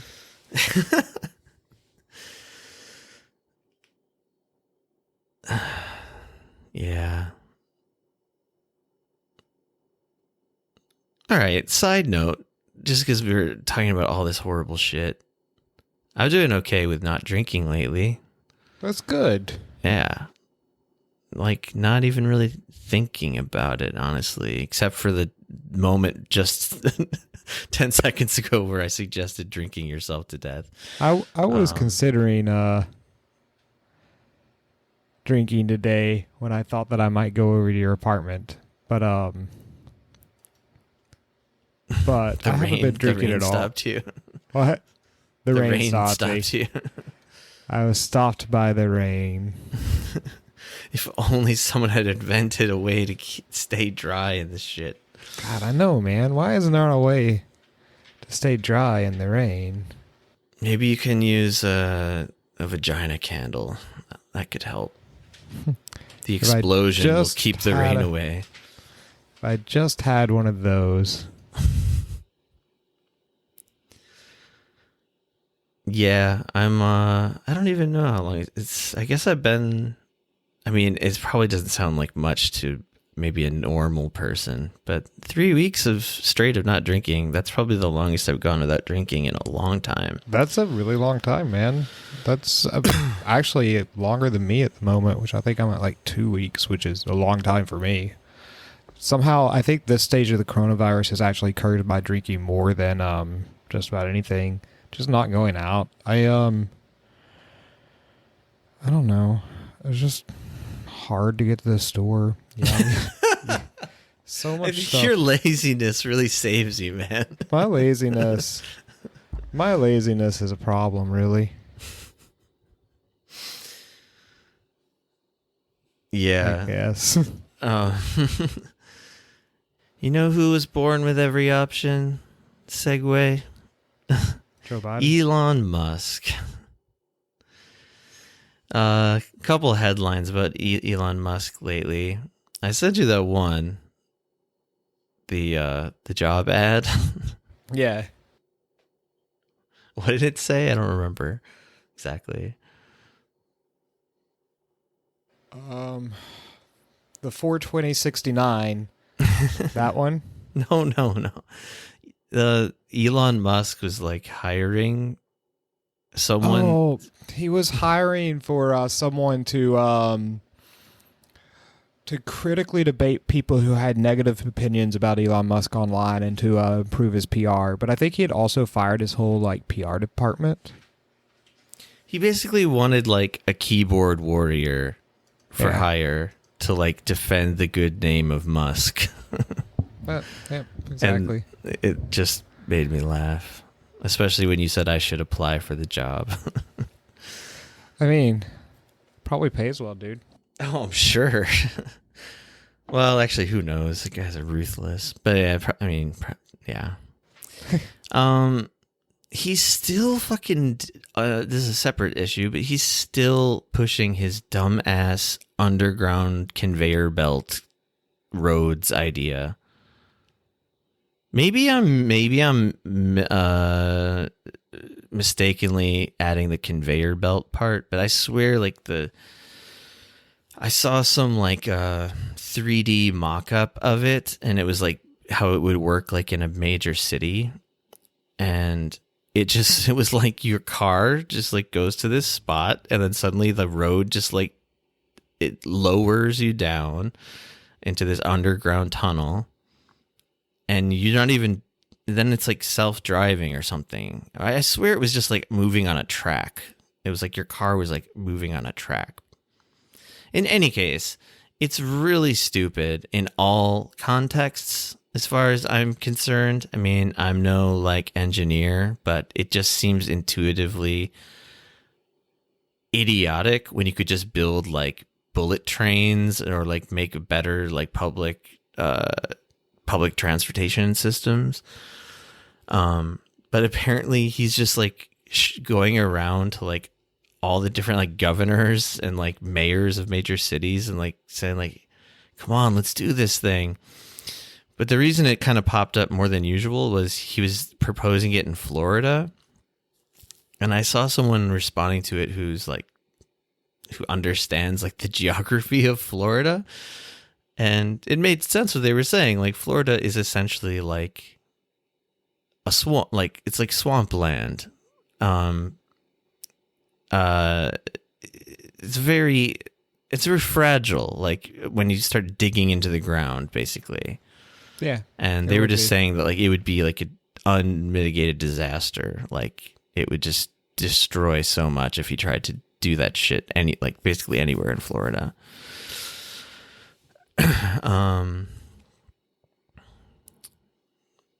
Man, I saw something too about how much and I know he gets a lot of government money, but I never really saw the numbers before, and I think I saw the numbers recently, and it was like sickening. It really, really made me want to throw up. Like just considering how inherently wealthy he was to begin with, and then everything else.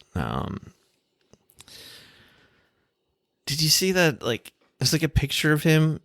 It was captioned like, it was like 1995. Elon Musk working on his own car because he couldn't afford to have someone fix it for him. Yeah, I've seen that. That picture is gross. I hate What that picture so much. insane horse shit. Is that the kind of stuff his PR keyboard warrior is going to be posting? Probably. Certainly. And like, I just like some of the reactions to that were just really funny. They're like, he was literally born in a diamond mine or an emerald mine. He was born very rich, folks. Also his dumbass Mars colonization plans. Apparently part of the plan is for people who can't afford the fee to go to Mars. Hey, come along for free. You can work off your debt on Mars. So he just wants like a bunch of indentured servants in his Mars colony. Makes sense. Yeah. And on this topic of rich morons, I mean, Elon Musk is far worse than the guy I'm about to bring up, but Andrew Yang running for president, he's just so fucking dumb. I don't know. Some people are like, oh, he's so like, he's kind of like non-threatening and like he's personable or whatever, but I don't know. I saw his idea for like, so he's running for mayor of New York City, and there's this piece in the New York Times about him. It's first talking about how like his rivals in the race are like trying to co-opt his signature idea, which is universal basic income. But that's not the interesting thing. The thing I wanted to mention was that, okay, the candidate's embrace of guaranteed income doesn't mean that a broad-based program is particularly viable. A particularly viable idea for New York City, given the battering its economy has taken in the pandemic, its yawning budgetary needs, and the amount of money needed to guarantee income to the city's adult population of roughly 6.6 million. Mr. Yang acknowledged as much in his campaign rollout. His proposal for the, quote, largest basic income program in the country. Notice that it's called Basic Income Program. Is by no means universal. You need that U in there and that UBI. He would target annual cash payments of about $2,000 to half of the poorest New Yorkers in a city of 8.4 million. Somebody did the math on this, and it would basically give like $150 a month to 500,000 people. I mean, I guess it's better than nothing, but it's almost kind of like, why bother at that point? I don't know. Yeah, it seems crazy to me. Like, all of it seems crazy to me. I don't Like, that's not going to help the poorest people in New York, really. It would just be a way for him to say, like, see, I did a kind of basic UBI just without the U. And because, okay, if you compare that to what he was saying when he was running for president, he was talking about giving everyone everyone 18 and over $1,000 a month, just period. I think that was his UBI plan. Could just be the most that he could do, I guess, for New York. I followed that some. What I mean is that maybe they're just, I don't know. I'm kind of confused of how he's just running as a New York governor. Well, mayor, but yeah, that's what I meant to say. I mean, he probably has. I assumed he lived in California, but he's held residence there long enough to where he qualifies to be run for mayor. I don't know. I mean, I know that was another thing going around, was like him bitching about how small his apartment is in New York, and it was like pretty huge. But it's like, oh, we have to live in our New York apartment with 2 kids. Oy vey. Why did I say oy vey? I don't know. But he is just doing a lot of this sort of pandering too. He's like, look at me, I'm in a Jewish deli eating a sandwich. I love bodegas. That was the viral thing, was this fucking stupid bodega moment. So Trump pardoned a bunch more people in like the last minute. Notably not Julian Assange or Edward Snowden, who, I mean, you know, that's no big surprise, of course. Although some people are still kind of pissed about it. They thought maybe he would do it just to, like, you know, say fuck you to his haters. Yeah, I thought that he might do it too. I wasn't real sure, but I thought there was actually a little bit of possibility I there. hoped he would. I wouldn't have put money on it, but just because he's so, you know, he's kind of erratic, obviously, in a lot of ways, but I don't think this is totally substantiated. But so I'll just say unsubstantiated idea floating around is that he was basically threatened by the Senate that if he did pardon either of those guys, I think especially Assange, they were going to go through with impeaching his ass, which I found out you can still do after the president is gone. Really? Apparently. It's just, it would be, or they threatened to, like, press incitement charges for the coup thing. But I don't know if any of that is true, if it's just totally made up rumor. But apparently it was like direct from Mitch McConnell, like, don't fuck with us or we'll fuck with you. That sounds like a Mitch McConnell thing to say. Yeah, it's like, that's, some people were like laughing at it, like, that's so outrageous, that didn't happen. And I was like, well, okay, maybe it didn't happen, but it's not that crazy to imagine. Like, there's definitely a vested interest in Assange being imprisoned in the United States, and certainly not pardoned, you know. But he pardoned Lil Wayne, which reminded me that Lil Wayne was actually in prison to begin with. I just thought it was really out of left field. I felt like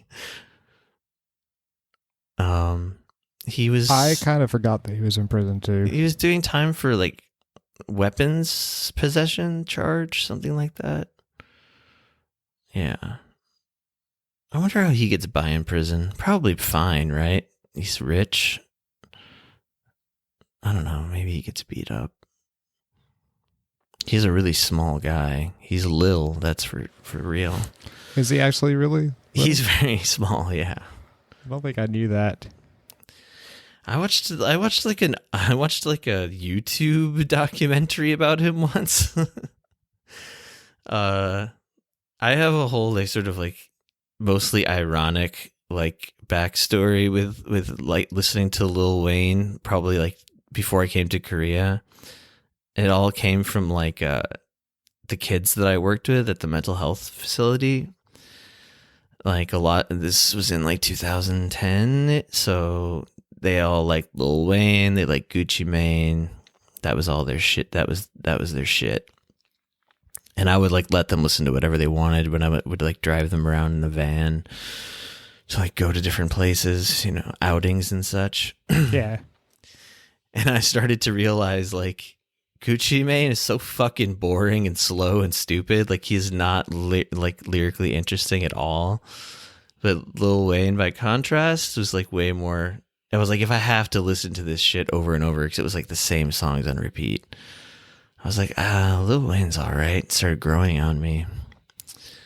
And then it just became kind of an in-joke between me and my friends about me loving Lil Wayne. My brother bought me a Lil Wayne blanket that I have here with me in Korea. It's pretty cool. I've never seen it, and I've been to your house so many times. Where do you hide your blanket, man? It's in one of the blanket areas. Don't just keep it displayed on your couch where blankets belong? I mean, I guess I could. I think actually, like if you did, like the one time you like when we did the Fast and Furious marathon, you probably slept on Lil Wayne blanket without realizing it. That's very possible. I don't actually look at the blankets that I'm sleeping on all that hard.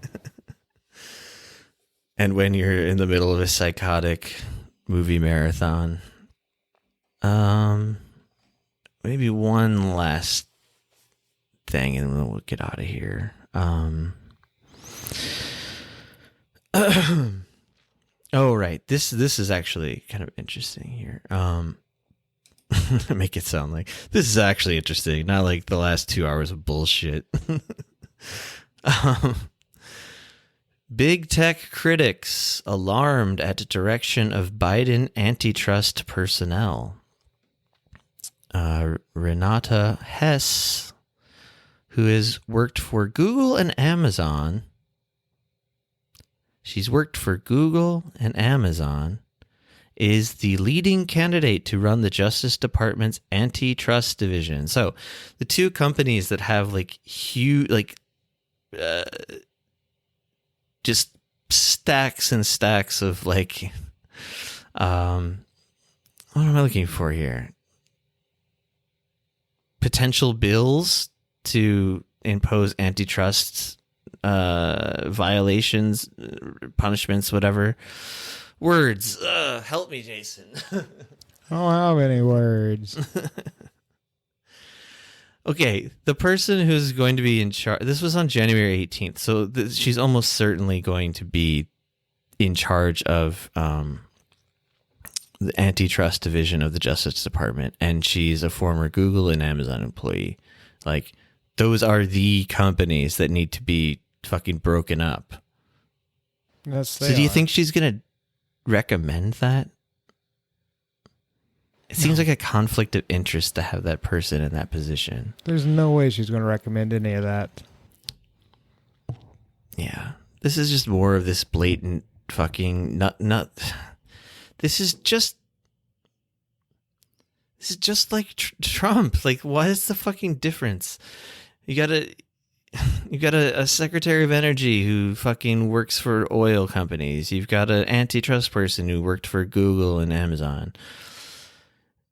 You've got a fucking everyone who keeps the military machine oiled is like working for giant private industries that have a vested interest in seeing warfare spread far and wide. Like, what's changing? Yes, I'm glad the fucking travel ban's lifted, but I feel like that's going to be the peak of this next 4 years. I think we'll still get $1,400.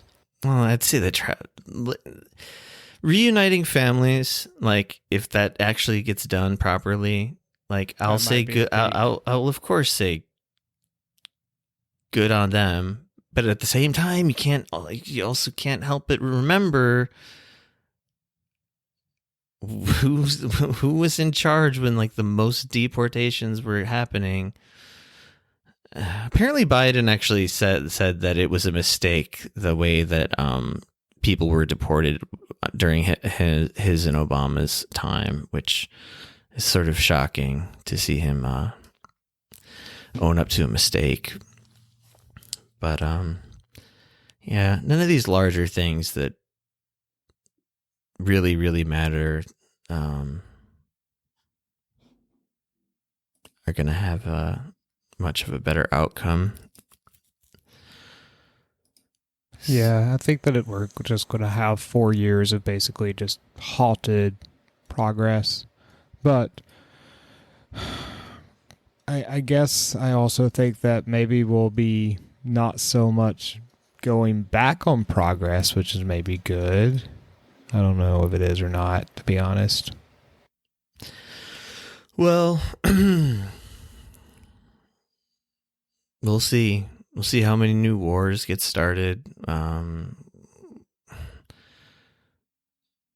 We'll see how the virus pans out. I mean, there's a lot of ways things could get worse. I mean, the virus is kind of like a number one in my mind. Seems like it will get worse.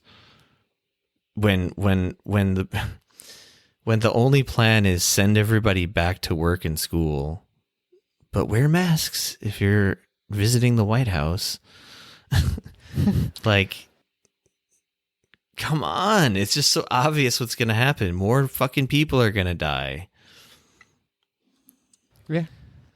And last but not least, our main man, Bezos, he has something to say about the relationship between big tech and the government.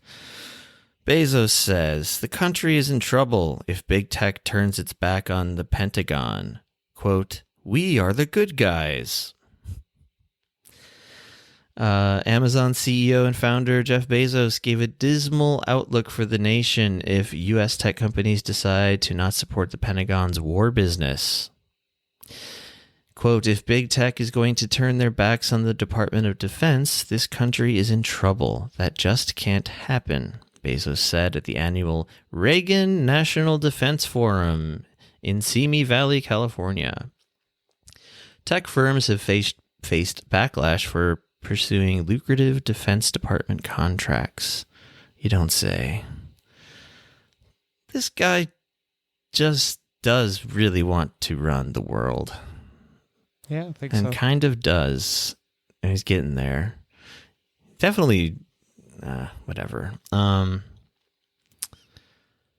And Bill Gates owns most of the farmland in the U.S. now. I was surprised to hear that. I'd never heard that until you said that the other day.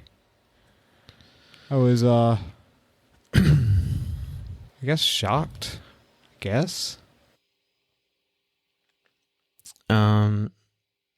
Bill Gates may no longer be the world's richest man. Aww.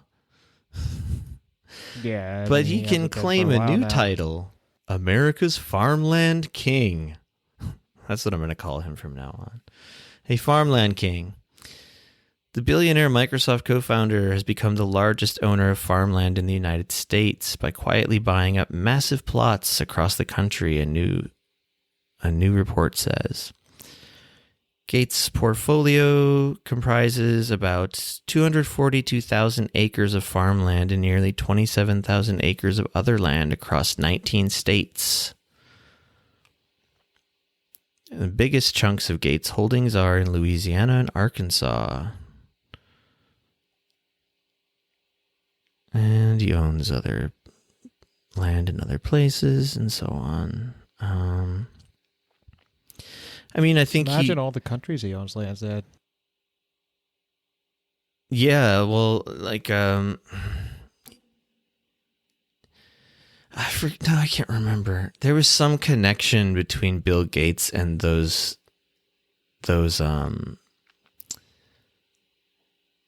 I kept calling them suicide seeds. Well, what's the Terminator seeds. Terminator seeds.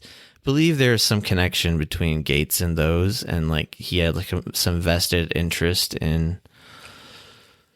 But I can't remember, so maybe I shouldn't even say anything. But I mean, I think what he's preparing for is for like climate catastrophe, and he knows that like land is going to be like farmland is going to be very valuable.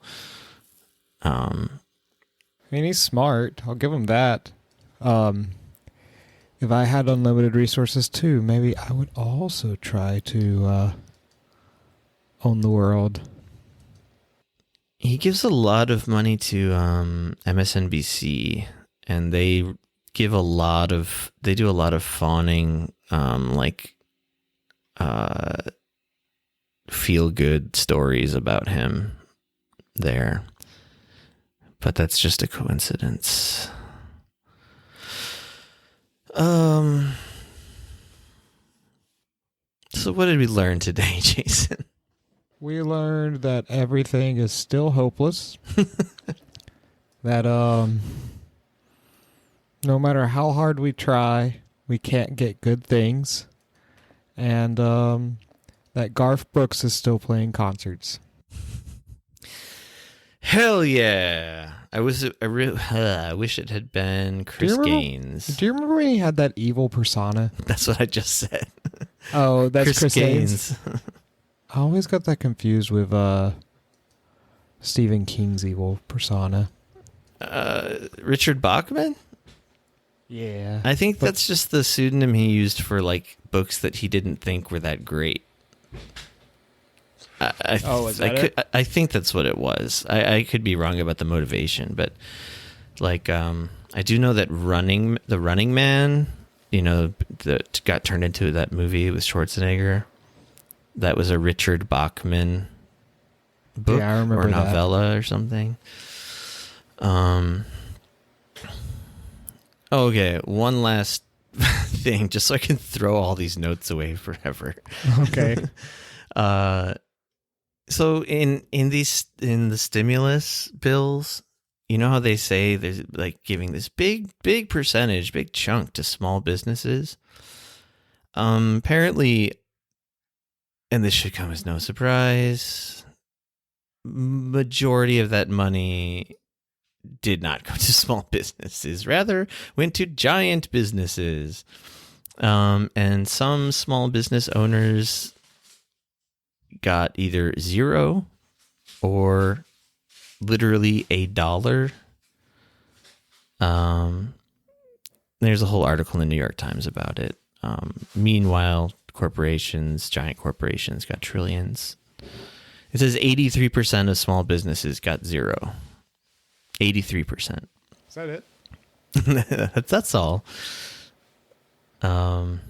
So yeah. Why wasn't So it when you if you ever encounter someone saying the stimulus bill wasn't so bad, it also helped small business owners, you can refer them to our well-researched podcast. I can say, well, listen here, bud.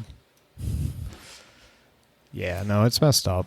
It's everything's just made to make rich people richer, it seems. Including making candles that smell like your pussy.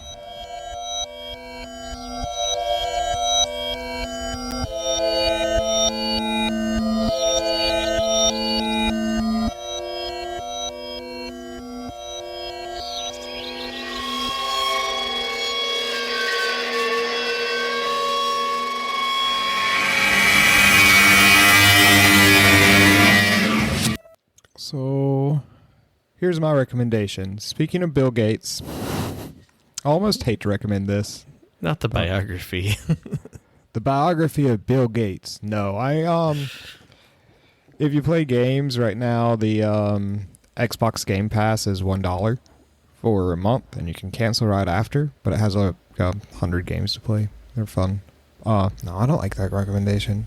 Just torrent your games. But if you feel like you want a Netflix for games, it's kind of a Netflix for games. Though, you can also just torrent them. But maybe don't torrent them. Maybe try to support the game developers who are being overworked by gaming companies, which is a whole mess. Jesus, you can't constantly buy anything because there's workers making it and not getting paid enough. How do you recommend stuff in this world? I recommend moving into the woods and just staying there. If you can take your friends with you, it's more fun. Are those recommendations enough? It's up to you, man. Escape to the woods. Forget about the gaming streaming. Forget about the Netflix of games. Just get your friends and go to the woods. This recommendation has a whole story arc to it. If we all just decide to pack up and leave and start our commune, well, we probably won't be successful, but we can dream. Amen. Amen. Battle Royale is on Netflix right now. Totally love that movie. I've still never seen it. I'm going to watch it tonight probably then. I love it so much. I love the novel more. The novel is one of my favorite things ever written. Highly recommend. What's your take on the sequel? I've heard good and bad things about the sequel. It's not as good as the original. I don't have a really super sophisticated take on it, other than the original's better. I think because I had was loaned the book a long time ago, like before I got to see the movie, and like blazed through it. And the book, like I really like the book, and I think the movie does a really good job. But I also think it's like one of those like interesting places where the movie is pretty faithful, but it doesn't have as much time as the book to develop the story. But like having read the book, I could fill in all those plot details, which made me enjoy it. And sometimes I wonder like I think it's a good movie. I mean, obviously people like it if you're into that sort of movie. But I think knowing some of the plot stuff that's not in the movie from the book helped, if that makes any sense. The sequels, whatever, it was fun, but I don't revisit it, and I have revisited the first movie, if that tells you anything. Like, I've never had an urge to sit down and watch Battle Royale 2 again, whereas I have had urges to watch Battle Royale. Right. I've been meaning to watch it for ages, and but I'm glad you reminded me. I should try to do it soon. Speaking of movies, I'll recommend a movie. I went to Letterboxd, and this is the first movie I saw, and I thought this could be a good recommend. It's a movie called The Double. Wait, did I recommend this before? No, I've never heard of this. I don't think I have. The Double from 2013, starring Jesse Eisenberg and what is her name? An actress I really like, and she has a hard to pronounce last name. It doesn't matter. A good actor. Maya Wasikowska?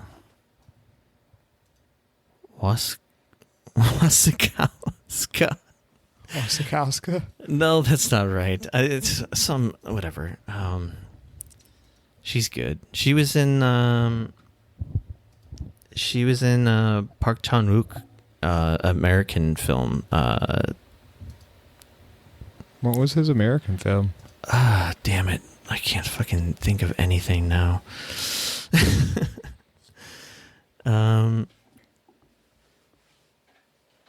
Stoker.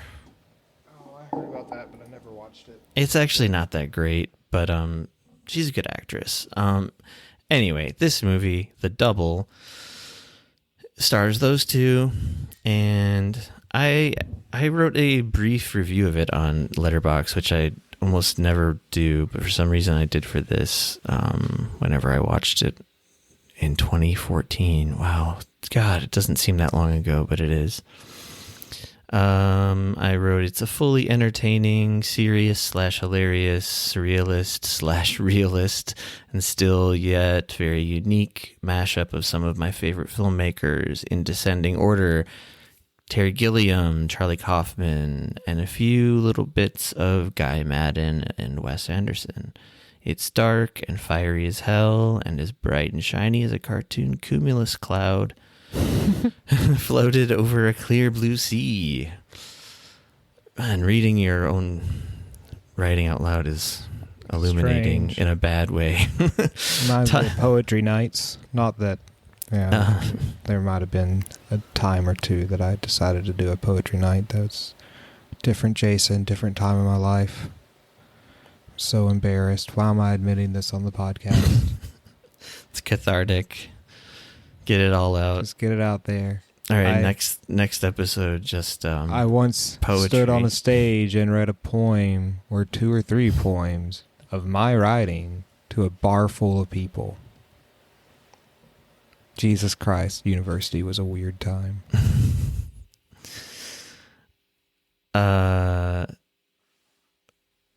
Touches upon many great well-worn topics in a less than well-worn way. The nature of identity, obviously, because it's called The Double. There's something about doppelgangers involved in the movie. Romantic love, the insanity of dehumanizing bureaucracy, the inclination towards suicide, the cruelties of social hierarchies, the hypocrisies regarding gender roles, the frivolity of surface-level appearance, and so on. A great flick that will go and has gone mostly unnoticed. Glad I got to notice it. So that's my recommendation. It's a good movie. Like I said in that review, very has Terry Gilliam vibes a bit. Some sort of kind of Charlie Kaufman stuff as well. Also, the song at the end credits, is a really, really beautiful Korean song from the 60s, translated as The Sun. Maybe I'll play it at the end of this. Yeah. All right. You can find us. Oh, wow, I remembered. You can find us on Twitter at HeatDeathPod. We also have a website, heatdeathpod.com. And I think that's, you can find everything else through those things. So, Also email us if you want. Handwrite us a letter if you find our address. And announcement, we're gonna have the fellows from Boomer Death Squad back on the pod in a few days, very soon. So that'll be our next episode. So look forward to that. Those guys are really fun. All right. I'm ready to go. You're probably super ready to go. Yeah, Gotta eat that late night dinner. It's only 11:30. I know, Jesus. All right, I'll see you. See you later, man.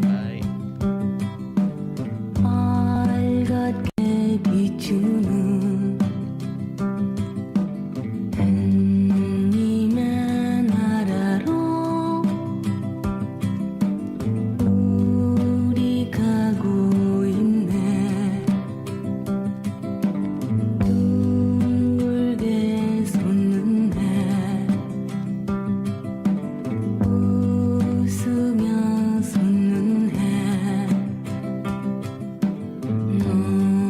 높은 산